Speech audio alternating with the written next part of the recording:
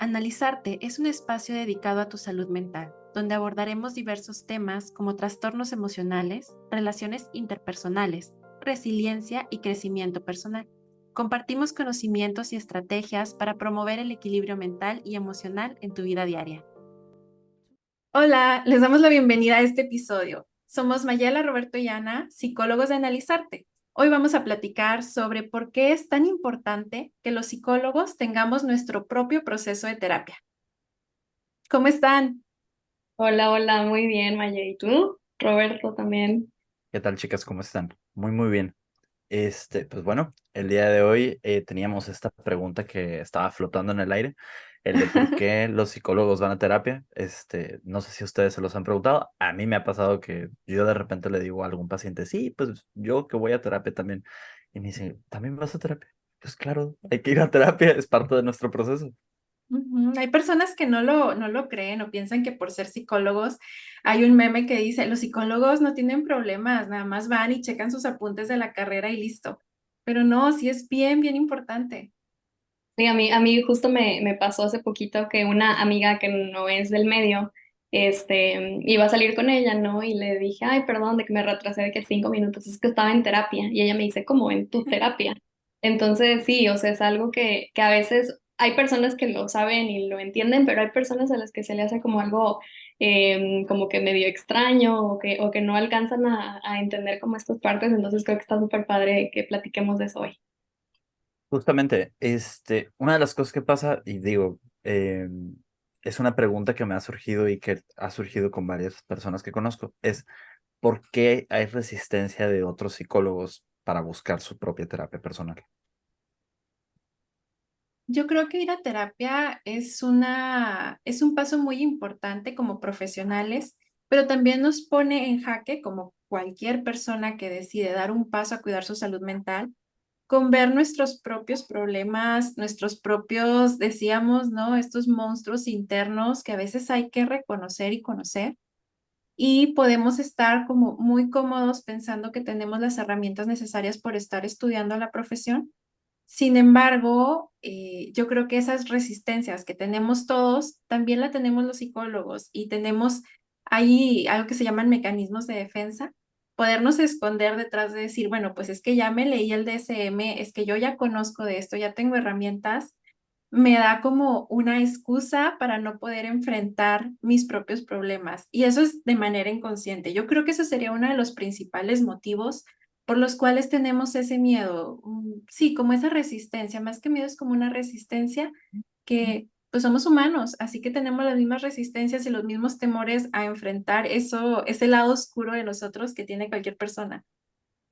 Sí, a mí justo me ha pasado con pacientes que tengo que son psicólogos, psicólogas, y en su momento también a mí me pasó este tema de cómo tenemos el conocimiento teórico, o sea, a veces el pasarlo como ya lo emocional, pues no es lo mismo, ¿no? Entonces tú puedes estar en clase y decir, claro, yo tengo unos rasgos depresivos, pero eso, a vivirlo en una sesión de terapia, a vivir como esa parte más afectiva de lo que está pasando, pues sí, o sea, es algo complejo. Entonces, personalmente creo que he visto eso como una resistencia en los pacientes que son psicólogos, como que ya tengo esta información hasta ahí, y pues no, o sea, la experiencia es muy diferente.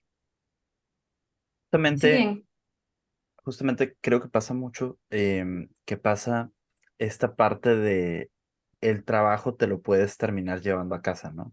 Entonces, al final somos personas que terminan trabajando con personas en el día a día, con sus propios problemas, con sus propios demonios, justamente como lo había dicho Maye, con sus propios monstruos. Y sí, tengo rasgos depresivos, sí, tengo rasgos de tal tipo, tengo este mecanismo de defensa, pero, pues, ¿qué haces con esto? ¿Qué, qué hago con esta información? Lo entiendo de forma teórica, no de forma vivencial, vaya. es como estar viendo esos libros y decir, ay, yo soy, clásico cuando vemos el manual, el DSM-5, estamos leyendo, ah, yo tengo estos rasgos, yo tengo esto. Igual que cuando los médicos están entrando a medicina y empiezan a ver todas las enfermedades y la sintomatología, se identifican con muchas cosas. Pero como dice Roberto, es, bueno, ya vi que esto pasó, ¿qué hago con esto? Y eso es parte del proceso. Lamentablemente también hay mentalidades de personas que creen que solamente si estás enfermo o tienes algún trastorno fuerte es cuando vas a terapia. A mí me pasó mucho eso. Tenía una compañera cuando estaba en carrera, que tenemos el tronco común, le decimos en la facultad. Ella decía, no, o sea, yo voy a ser terapeuta, pero la verdad es que, bueno, si yo llego a tener algún problema fuerte, ya decidiré ir a terapia, pero por lo pronto no, la terapia es para los pacientes. Cuando dijo eso, yo me quedé, ¿qué? O sea, en mi forma de ver las cosas, para poder ayudar a una persona, necesitas tú también haber hecho tu proceso primero. Entonces, en ese momento, digo, era su forma de pensar, al final éramos estudiantes, yo me imagino que ya cambió esa manera de pensar, pero no es un caso aislado. Sí he escuchado a diferentes profesionales que hacen esos comentarios. Ahorita Roberto nos platicabas también, ¿verdad? Que tú traes esas experiencias.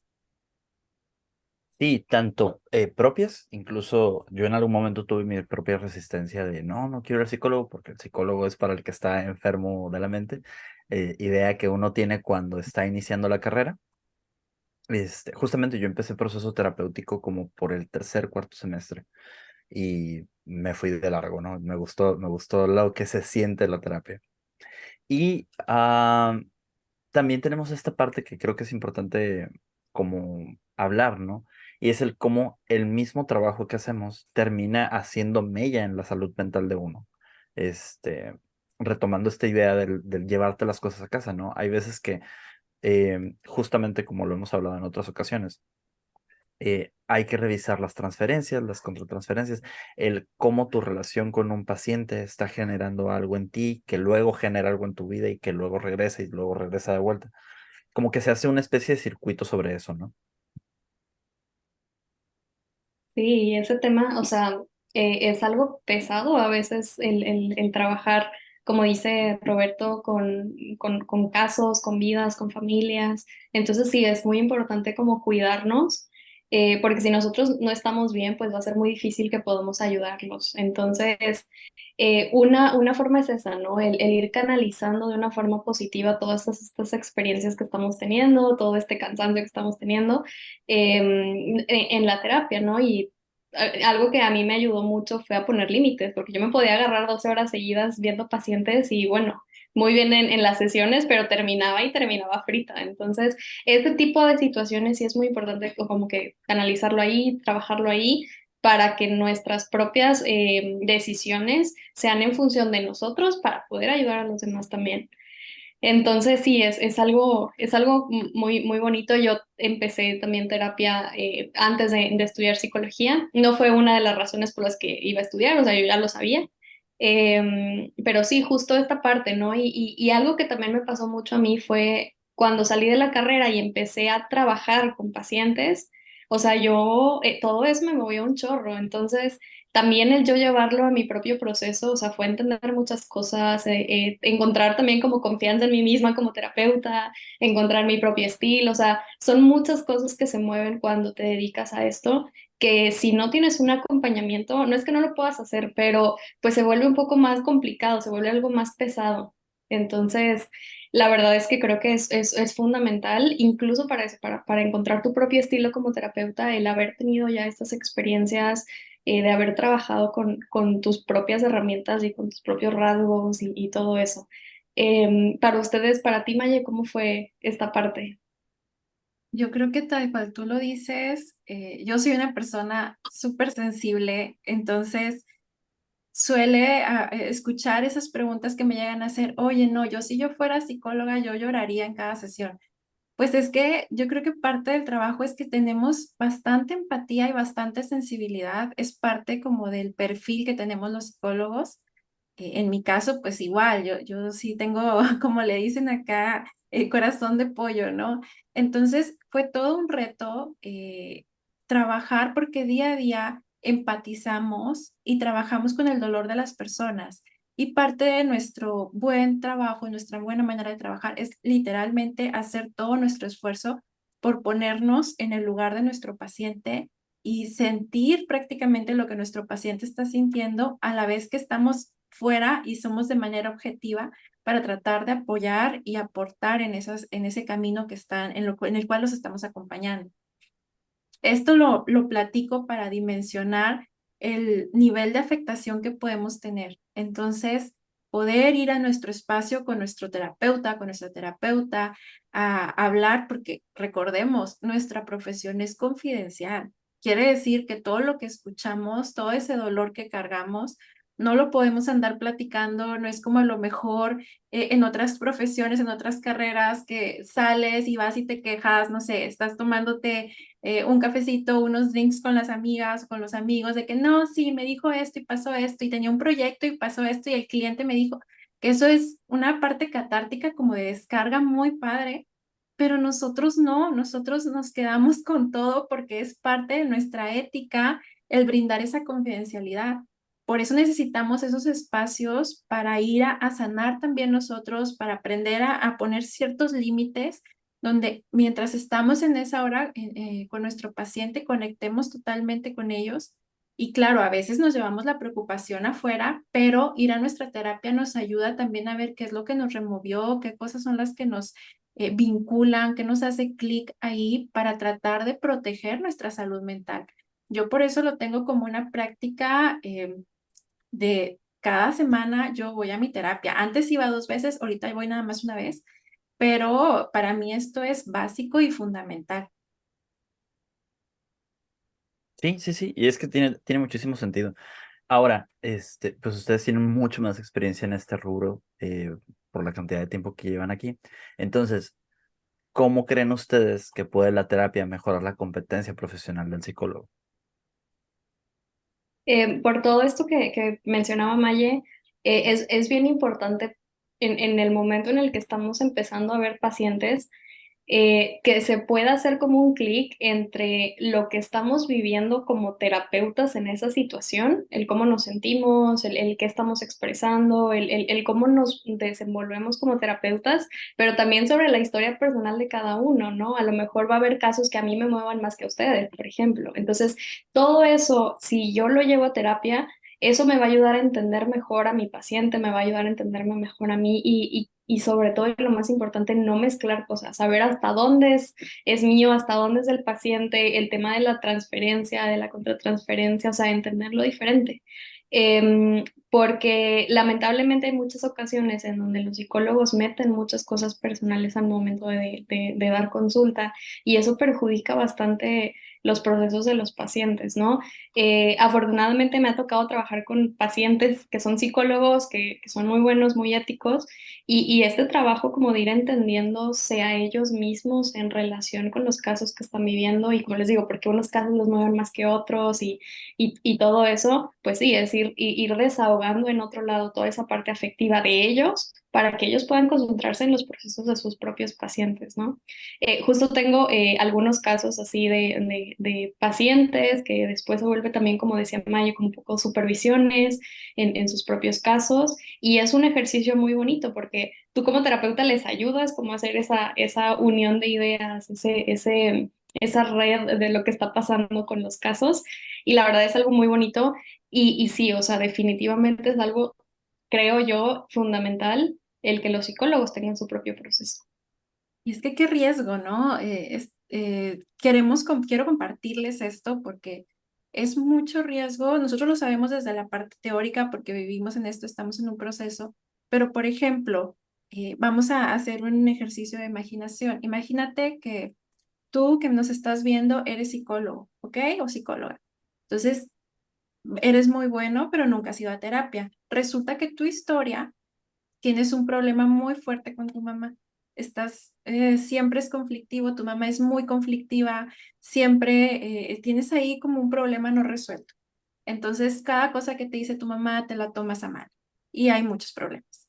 Tienes un paciente que llega contigo súper bien, están en consulta, que tiene otro tipo de situaciones, va por otro tema y de pronto un día empieza a decirte que se peleó con su mamá, que su mamá le dijo ciertas cosas que lo hicieron sentir muy incómodo. Si uno como terapeuta, si tú como terapeuta no has trabajado en decir, esto es mío y no es de mi paciente, es muy probable que hagas una especie de alianza en ese momento, esa es la contratransferencia, que hagas una alianza con el paciente y decir, sí, no, tu mamá, o sea, no, es ella el problema, esto está pasando, sí, porque siempre se quiere meter en tu vida y a lo mejor lo dices o a lo mejor lo piensas, pero desde ahí se sesga tu objetividad. ¿Por qué?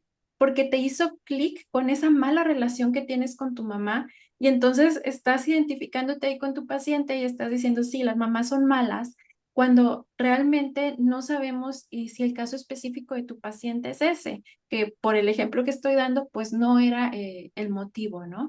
Entonces, desde ahí nuestra objetividad terapéutica se ve mermada. A diferencia que si tú dices, no, pues yo ya fui a mi proceso, yo ya estoy en mi terapia, yo sé que traigo este problema con mi mamá, mi paciente me empieza a contar esto, yo siento, porque es normal que lo sientas, de que si esa es la mamá el problema, pero en vez de hablarlo, respiro y pienso para mí, no, ¿sabes qué? Es que yo tengo este problema con mi mamá, esto no es de mi paciente, esto es mío, ya lo trabajaré yo. Ahorita voy a concentrarme 100% en lo que me está diciendo, tratando de ser neutral para entender lo que siente mi paciente y no mezclarlo con lo que yo siento. Creo que les acabo de explicar de una manera muy sencilla lo que es la contratransferencia y eso es algo que es básico también de entender para no contaminar el proceso de nuestros pacientes. Sí, y hace total sentido. Al menos aquí en la ciudad conozco un caso muy específico, un terapeuta que no es psicólogo, no termino de entender cómo funciona eso, pero sé que no es psicólogo y tiene así terapeuta. Hay muchos de Y esos. sí, sí, sí. Entonces, tengo algunos conocidos que han llegado a ir con él. De hecho, una persona muy cercana que llegó a ir con él. Y me dice, oye, pues tú eres psicólogo, ¿no? Y yo, sí, le digo, un intento de. Y me dice, ok. Me dice, a ver, tú eres psicólogo. Dice, ¿me puedes explicar cómo, porque este señor, dice, siempre lleva la plática hacia este lado? Y yo le digo que no tiene nada que ver con mi caso, porque, pues, primero no me interesa, no es mi plan, no, no va por ahí, ¿no? Entonces, pero bueno, digo, ¿tú ya le dijiste esto? Y me dice, sí, ya le dije, y de plano quiere seguirme llevando para ese lado. Y cuando le dije esto, como que se enojó. Y yo, pues deja de ir. Si no te gusta el terapeuta, tienes derecho a irte para otro lado. Entonces, esta persona ya no continuó el proceso terapéutico, por ejemplo, porque se encontró con una mala praxis de una forma inicial. Y eso también creo que es bien importante. Qué bueno que lo comentas, porque de eso hay, lamentablemente te decía, hay mucho y qué bueno que tu amigo fue capaz de preguntarle a alguien, en este caso a ti, de confianza y saber que eso no estaba bien, porque luego también tenemos ese problema. Hay muchas personas que se hacen pasar por terapeutas y no lo son, o sea, no son psicólogos, no son profesionales, no van a su propio proceso terapéutico, entonces luego surge esta parte de la omnipotencia, de creer que ellos son todo y que lo saben todo. Y llega un paciente, una persona, que pues, yo creo que aquí los tres hemos sido pacientes vulnerables, con esa necesidad de apoyo. Y este pseudopsicólogo, pseudoterapeuta, por ejemplo, en el caso del que nos cuenta Roberto, pues se pone en una postura de decir, yo lo sé todo, yo te voy a decir de lo que tienes que hablar, yo te voy a dar consejos y te empiezo a hablar a veces hasta más de mi vida que de la tuya. Y eso es pues completamente equivocado, ¿no? Creo que ese sería un buen tema para un futuro video, luego lo hacemos sobre las red flags que hay con los terapeutas o cómo distinguir un terapeuta, lo que se debe de hacer en consulta. Pero regresando al caso, porque ya saben que de repente me voy un poco, esto es bien importante. Si tú tienes tu buen proceso terapéutico, si tú aprendiste a trabajar en tu propia terapia, que tienes tu espacio para trabajar tus problemas, no vas a rivalizar con el paciente para ver quién tiene el reflector, ¿no? Porque ese es el espacio de tu paciente para hablar de sus problemas y ni se van a mezclar, ni van a andar ahí luchando a ver quién platica o quién tiene la razón. Es ayudar, es un acompañamiento y eso es bien importante. Sí, tal cual. Y eso me ha tocado también bastante verlo, ¿no? Pacientes que se sienten así con sus terapeutas anteriores, que sienten que solamente habla de cierta cosa o que mete hasta cuestiones ahí de creencias y moralidad y todas esas cosas en las que, como dice Maya, pues son red flags de que a lo mejor no está funcionando para el paciente. Entonces, sí, yo creo que esto da para mucho más, ¿no? Este tema. Pues bueno, chicas, ¿qué les parece si por el día de hoy lo vamos dejando por aquí? Que cada quien tiene sus cosas que hacer. Tenemos que seguir con nuestras vidas. Y pues dejamos capítulo para la siguiente semana. ¿Qué les parece? Sí, claro que sí. Déjenos sus comentarios, sus preguntas también y sobre qué temas les gustaría que platicáramos. Ujú. Qué gusto estar con ustedes otro día de podcast. Es un placer, aunque ahorita lo estamos grabando a final de la semana, un placer estar con todos, platicar. Y tú que nos estás viendo, ya sabes, síguenos para más contenido, tanto aquí en YouTube como en nuestras redes, como TikTok, como Instagram. Siempre tratamos de tener información que sea útil. Y si ya estás pensando en ir a terapia y no quieres encontrarte con estos casos de terror que estábamos platicando ahorita, pues ya sabes, déjanos un mensaje, nos puedes localizar en Analizarte. Algo que es un requisito para los terapeutas que colaboran con nosotros es que estén en su proceso terapéutico propio, ¿ok?